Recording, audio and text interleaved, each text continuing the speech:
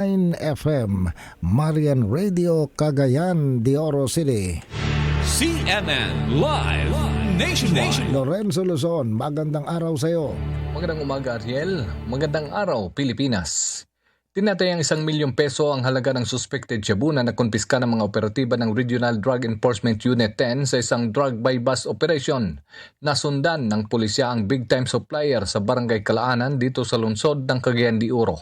Na-recover ng RDEU 10 agents ang 2,000 peso na mark money galing sa suspect na isang alias Janjan, 28 taong gulang at residente ng Barangay Carmen.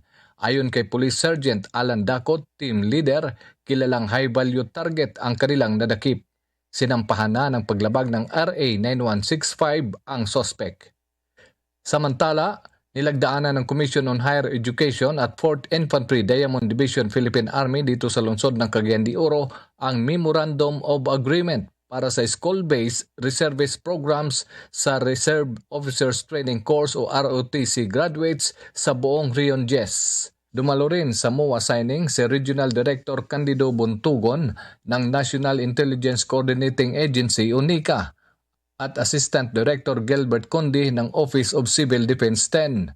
Sa nasabing MOA, lahat na magtatapos ng ROTC ay automatikong maging active reservist sa ilalim ng 10th Regional Community Defense Group o RCDG-10 at sila ay magiging ready augmentation forces para sa emerhensya tulad ng kalamidad at national contingencies.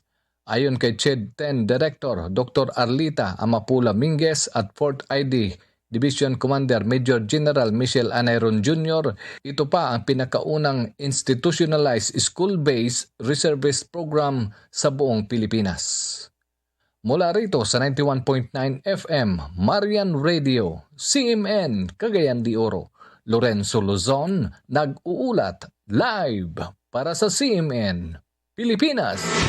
CNN Live Nationwide. Maraming salamat Lorenzo Luzon. Wala po naman sa Marian Radio ang